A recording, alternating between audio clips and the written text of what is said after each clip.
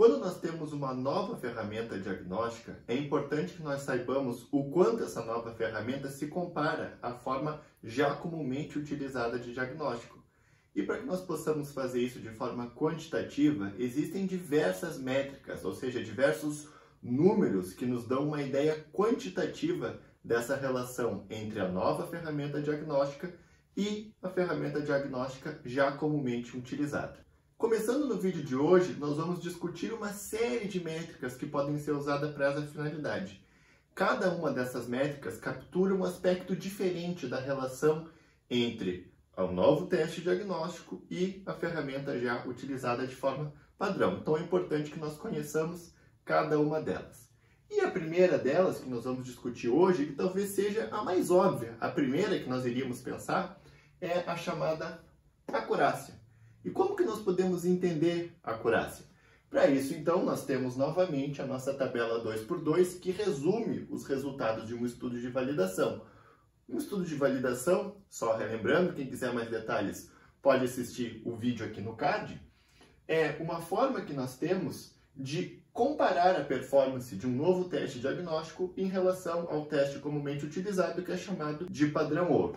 A partir dessa tabela, então, fica muito fácil nós definirmos o que significa acurácia. Primeiro, uma definição um pouco mais conceitual, sem recorrer à tabela. A acurácia, ela pode ser entendida como a proporção de acertos, ou seja, eu faço um estudo de validação e vejo a proporção de vezes em que o teste acertou, que o teste deu o resultado correto. Isso seria, então, a nossa acurácia. Como que nós calculamos, então, esse percentual? Bom, seria simplesmente o número total de acertos que nós observamos no nosso estudo de validação, dividido pelo número total de indivíduos incluídos no nosso estudo, nos daria, então, essa proporção. Bom, mas nós podemos, então, nos perguntar o que significa dizer que o teste acertou.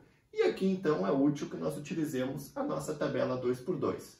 O teste vai acertar em duas situações.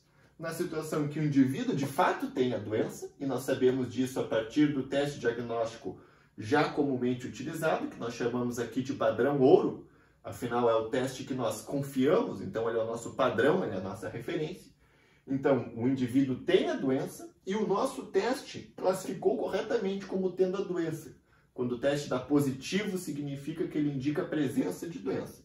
Então, o indivíduo doente com resultado positivo é uma situação que o teste acertou. E como nós já vimos no vídeo anterior, essa situação nós chamamos de verdadeiro positivo. Positivo porque o teste deu positivo e verdadeiro porque essa informação está correta. O indivíduo de fato tem a doença. Então essa é a primeira situação em que o teste acerta. E a segunda situação é quando o indivíduo não tem a doença e o teste dá negativo. Então nós não temos a doença e o teste não indica a presença de doença. Então há essa concordância entre a verdade e o resultado do nosso teste, e nós chamamos essa situação de verdadeiro negativo. Então, o número de acertos do teste nada mais é do que a soma do número de verdadeiros positivos com o número de verdadeiros negativos, dividido pelo número de indivíduos no nosso estudo. Em alguns livros didáticos, ou materiais de ensino de forma geral, é comum as caselas de uma tabela 2x2 receberem o nome de letras. Aqui, por exemplo, A, B, C e D. E se nós fôssemos, então, usar essa nomenclatura com base em letras para definir a acurácia, nós teríamos, então, no numerador A mais D, porque a casela A são os verdadeiros positivos, e a casela D, porque são os verdadeiros negativos. Dividido, então, por A mais B mais C mais D, que é simplesmente o número total de indivíduos no nosso estudo. Para que nós possamos entender um pouco melhor como calcular a acurácia na prática, vamos utilizar o seguinte exemplo, cujo enunciado está aqui na descrição do vídeo. Então eu convido que vocês leiam o enunciado, tentem resolver por conta própria e depois acompanhem a solução que eu vou apresentar agora. Para que nós possamos então trabalhar no enunciado, deixem que eu vou apagar aqui a tabela 2x2. Para que nós tenhamos então o molde, o qual nós vamos preencher a partir do nosso enunciado. Lendo então o nosso enunciado, nós vemos que nós temos um estudo de validação cujo objetivo era comparar dois métodos para o diagnóstico do câncer de mama. Um deles era uma biópsia por aspiração e o outro era a biópsia cirúrgica, sendo essa o nosso padrão ouro. Nós vemos então que nós tivemos 317 mulheres incluídas no estudo.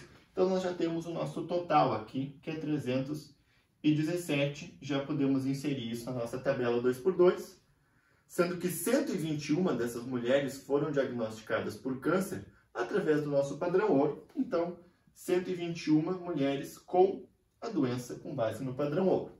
Ainda, nós tivemos 113 resultados verdadeiros positivos.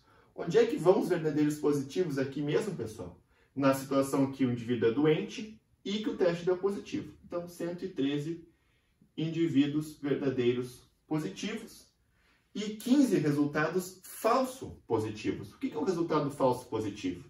É quando o teste dá positivo, mas essa informação é falsa. O indivíduo, na verdade, não tem a doença. Então, são os indivíduos não doentes com resultado positivo. O nosso enunciado diz que são 15 indivíduos nessa situação. Aqui, então, nós podemos, a partir dessas informações contidas no enunciado, preencher o restante da tabela 2x2. Se nós temos 121 indivíduos doentes e 113 deles foram positivos, só pode ser 121 menos 113, 8 indivíduos nessa casela aqui, que corresponde à casela de indivíduos falso negativos. Nós temos 113 indivíduos verdadeiros positivos, 15 indivíduos falso positivos, então nosso total de positivos, 113 mais 15, que é 128. Nós temos 317 mulheres no total no estudo, sendo que 128 delas o teste deu positivo. Em quantas o teste deu negativo? 317 menos 128, que é 189. Nós temos 189 mulheres com teste negativo, sendo que 8 delas têm a doença. Portanto, o número de mulheres com teste negativo sem doença, 189 menos 8, que é 181. Última casela para nós preenchermos aqui então, pessoal. O número total de mulheres não doentes, 15 mais 181, que dá 196. Uma vez que nós temos a tabela 2x2 completa, nós podemos calcular facilmente a acurácia e, na verdade, todas as outras medidas de validade que nós vamos aprender em vídeos futuros. Nesse vídeo, então, vamos finalizá-lo calculando a acurácia. A acurácia, como nós já discutimos, é a proporção de acertos. Então, no nosso caso aqui, qual vai ser a acurácia? No nosso numerador, nós temos 113, que é o número de indivíduos verdadeiros positivos,